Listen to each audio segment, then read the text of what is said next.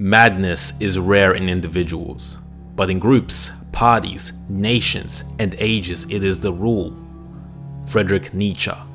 In this video, you will learn how to think for yourself in a world where thinking has become the exception. Part 1. The Lucifer Experiment. In 1971, Professor Philip Zimbardo of Stanford University orchestrated one of the most notorious experiments with shocking revelations on human nature. An ad was posted promising students $15 per day to participate in a 2-week-long experiment. The applicants were screened and 24 of the most psychologically normal students were chosen. The students were split into 2 groups, one consisting of guards and the other of inmates. The experiment was meant to observe how humans reacted under specific environments and how assuming the role of a guard or prisoner in a makeshift prison would affect the participants. The experiment was abruptly stopped after 6 days due to things escalating out of control. During the experiment, the guards became more abusive, punishing their prisoners and often treating them inhumanely. By day 3, not only was the rebellion broken, but the guards were exerting control over every aspect of the prisoner's life, telling them when they could go to the toilet, and indeed if they could at all, controlling what they could eat, and even how much, where, and how they should eat. Many of the prisoners experienced nervous breakdowns as well as large degrees of stress. Years later, Zimbardo would parallel the behavior he observed in his notorious experiment with the events that transpired at Abu Ghraib prison, a prison that made international news in 2004 when members of the United States Army and CIA were caught committing a series of heinous acts. These acts range from torture, sexual abuse, and murder of detainees. I think the biggest mistake that's happened so far, at least from our country's involvement in Iraq, is Abu Ghraib. We've been paying for that for a long period of time. I remember being stunned by the news of the abuse at Abu Ghraib. People in the United States military in Abu Ghraib on that night shift mistreated Iraqi prisoners. So why do seemingly normal people commit such acts? What could drive a young student or respected military personnel to go rogue? Let us find out. Part 2. The Hidden Strings. George Floyd's death sparked a series of interesting events which shed light on human nature. Pay attention to the riots and you will see the social proof and authority cognitive biases at work. The same biases that helped spark the actions at Stanford and Abu Ghraib.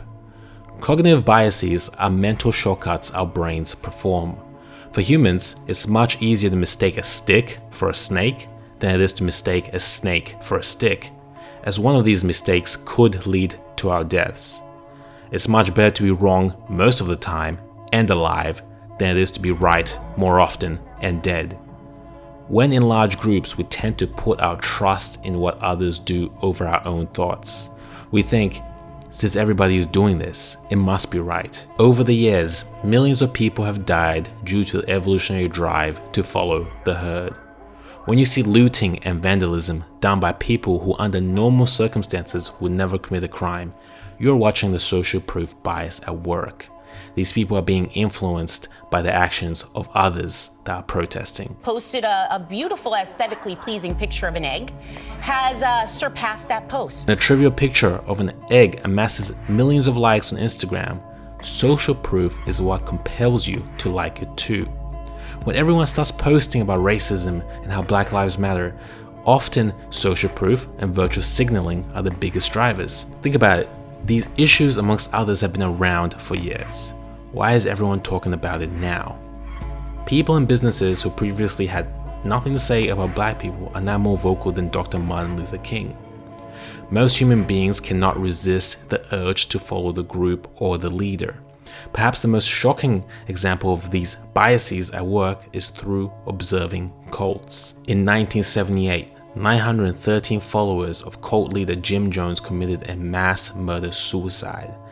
This event occurred in a small jungle commune where the members of the cult could not be influenced by the outside world.